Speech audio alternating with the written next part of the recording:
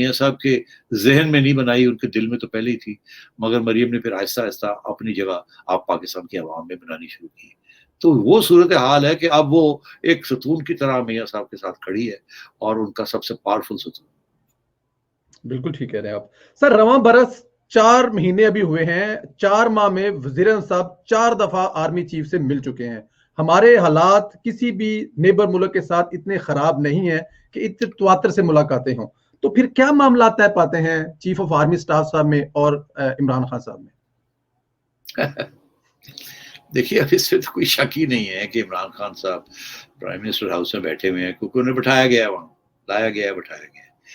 और अगर उनको छोड़ दिया जाता अपने ही हाल पे, तो वो आज वहां ना बैठे होते। तो मुलाकात की तो जरूरत पड़ती रहती है ना, बातें करने के लिए, समझाने के लिए, and so on and so fourth.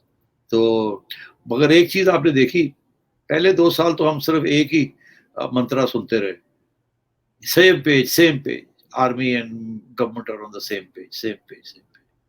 अब आपने देखा नहीं, अब वो कम हो गया है।